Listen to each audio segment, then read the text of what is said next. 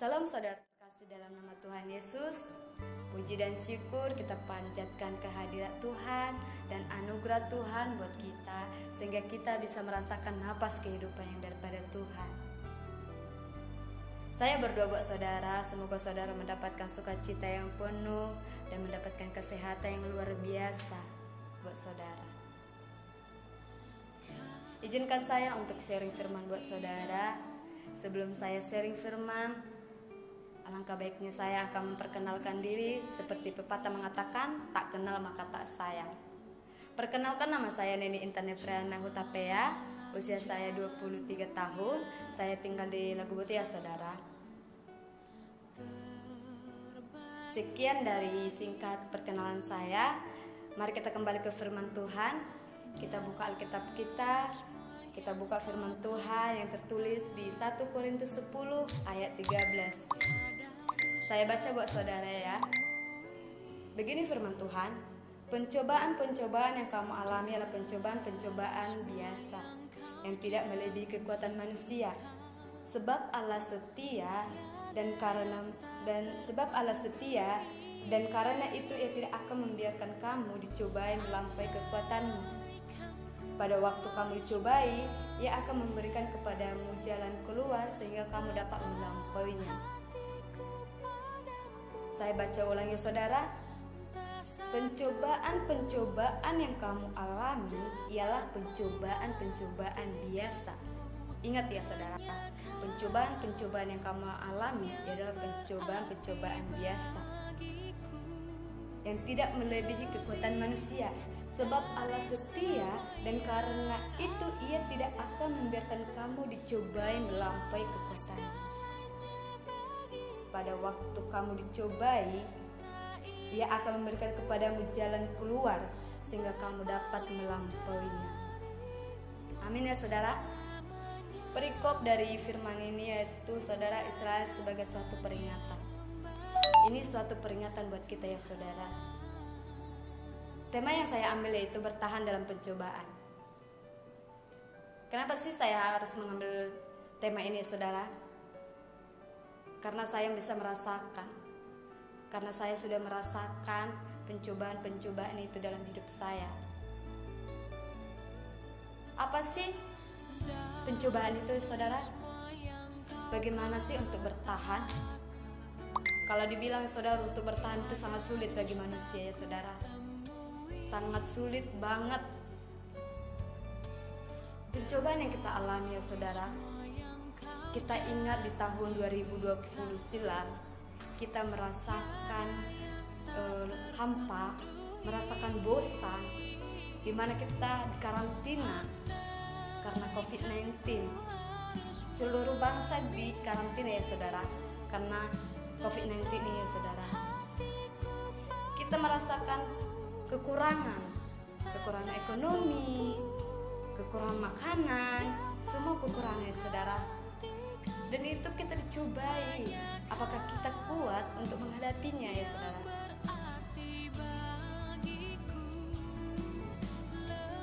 Kita lihat saudara di tahun ini juga saudara, kita mendengar suatu kejadian yaitu banjir, suatu pesawat yang jatuh.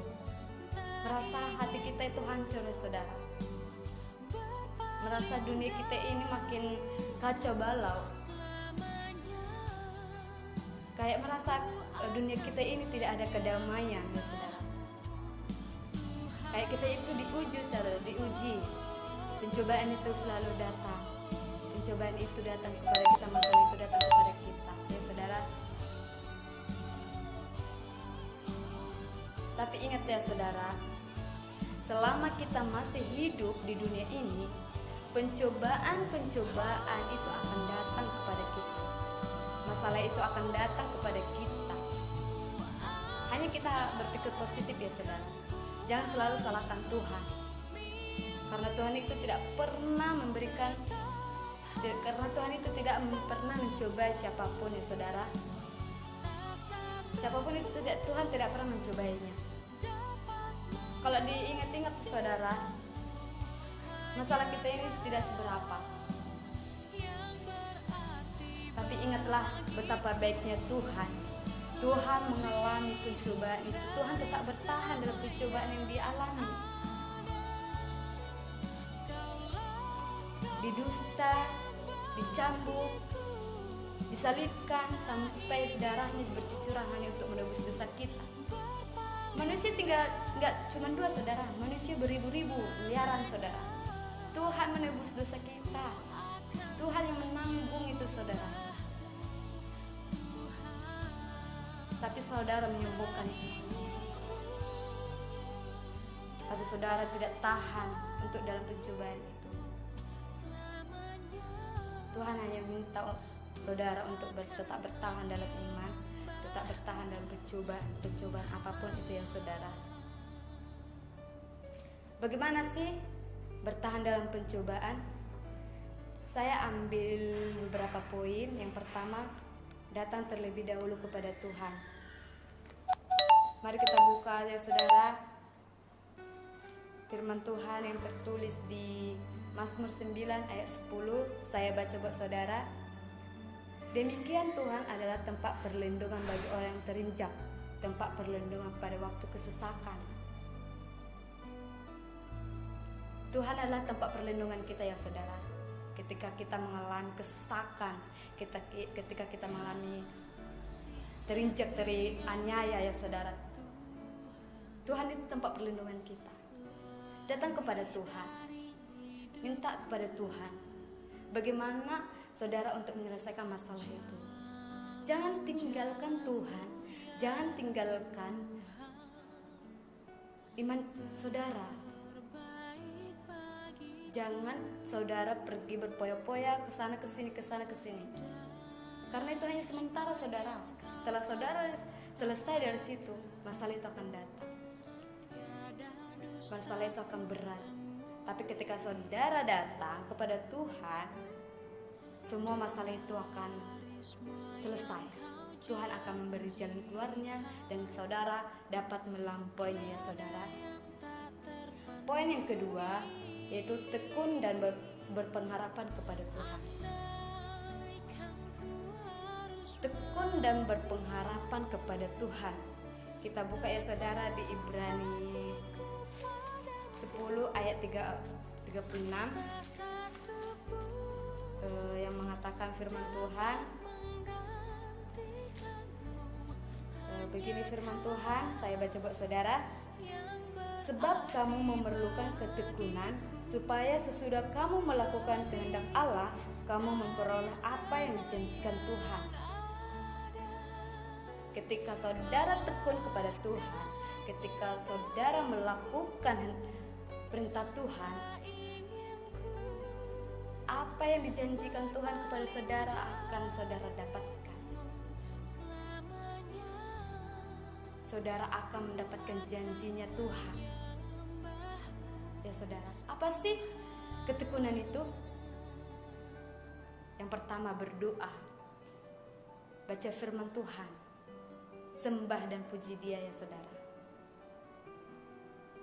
Dan rendahkan hati saudara di hadapan Tuhan ketika saudara mengalami pencobaan itu ya saudara.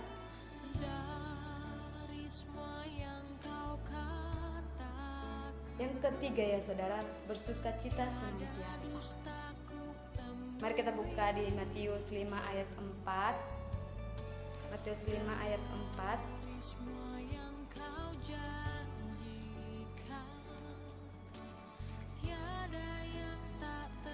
Matius 5 ayat 4 saya baca buat saudara.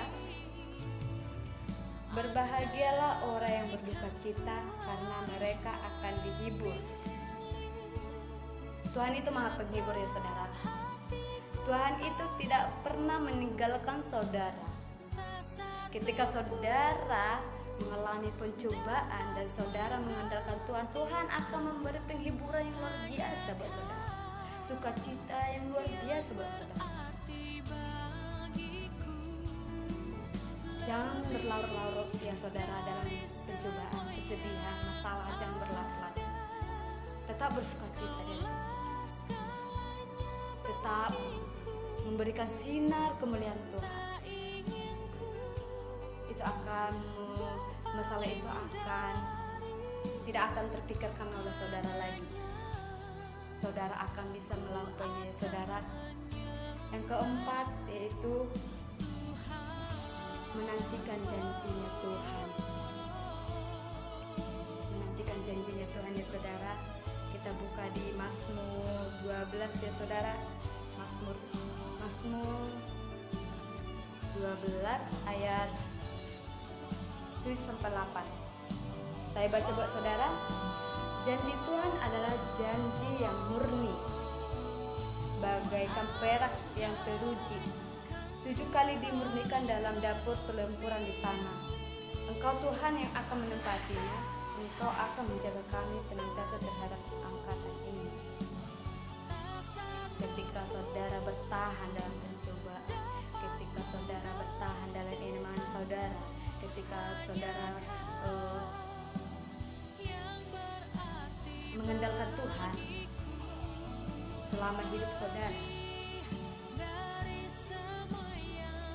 Tuhan akan memberikan apa yang saudara mau. Tuhan akan memberikan apa yang saudara minta. Hanya saudara menunggu janjinya Tuhan, bersabar untuk janjinya Tuhan, menunggu janjinya Tuhan ya saudara. Saya akan mengakhiri firman ini. Sebelum saya mengakhiri, saya bersaksi ya saudara. Beberapa hari yang lalu saya mengalami suatu problem dalam keluarga ya saudara. Itu suatu pencobaan dalam hidup saya. Saya tahu keluarga saya itu tidak memiliki kasih, tidak mempunyai kasih satu sama lain ya saudara. Hanya memikirkan pribadinya sendiri, hanya memakai ego sendiri ya saudara. Sehingga kami tidak merasakan kasih sayang seorang ayah. Ayah saya masih hidup ya saudara. Tapi beliau tidak memancarkan kasih sayang buat anak. Beliau hanya mencari masalah, caci maki. Layak enggak seorang ayah mencaci maki anak gadisnya saudara? Layak enggak seorang ayah mencaci maki anak laki-lakinya saudara? Itu tidak layak ya saudara. Kami merantau tidak ada orang tua ya saudara. Satu hari kemarin saya mendengarkan orang tua saya bercerita kepada saya ketika adik saya berangkat merantau. Orang tua saya nangis, mama saya nangis. Karena apa saudara menangis? Karena melihat tingkah lakunya bapak saya. Karena melihat tidak ada kepedulian bapak saya kepada anak-anaknya. Saudara saya juga menangis kepada saya saudara. Saya tidak bisa berbuat apa-apa. Kayak saya, karena saya hanya manusia biasa, saya jauh dari mereka. Saya hanya berkata-kata buat ayah saya. Saya minta kasih sayang dari seorang ayah. Tapi apa yang dibilang? Saya dimaki-maki saudara. Dan saya meneteskan air mata. Kalau dibilang saya tidak kuat ya saudara, saya tidak mampu. Tapi saya ingat Tuhan. Ketika saya mengalami itu semua, ketika saya mengalami problemnya keluarga saya harus tetap bertahan. Saya harus sebagai penguat dalam keluarga saya. Makanya saya tetap mengandalkan Tuhan. Ketika saya terpuruk, ketika saya merasa sedih, ketika saya merasakan sukacita itu hilang, saya tetap mengandalkan Tuhan. Saya datang kepada Tuhan. Saya selalu mengangkatkan pujian buat Tuhan, selalu berdoa. Memang sukacita itu hilang saudara, sukacita itu hilang ketika saya mendengarkan itu. Hancur hati saya saudara. Tapi ketika saya mendatang kepada Tuhan, semuanya sangat luar biasa. Saya sangat terpukau, saya sangat bersukacita atas sukacitanya orang tua saya, saudara. Kesedihan orang tua saya menjadi sukacita. Bukan karena saya hebat, bukan, tapi Tuhan yang mengandalkan saya untuk memberikan yang terbaik buat orang tua, untuk menyemangatkan orang tua saya, dan untuk menasihati orang tua saya, saudara. Dan ayatnya ya saudara yang terakhir, yaitu Yakobus 1 ayat 12.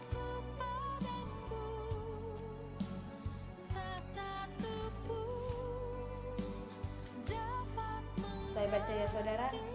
Berbahagialah orang yang bertahan dalam pencobaan, sebab apabila ia sudah tahan uji, ia akan menerima mahkota kehidupan yang dijanjikan Allah kepada barang siapa yang mengasihi Dia. Jadi saudara, tetap bertahan dalam pencobaan, tetap bertahan dalam uji, karena suatu saat saudara akan mendapatkan mahkota kehidupan yang daripada Tuhan. Terima kasih ya saudara. Sekian dari firman saya ucapkan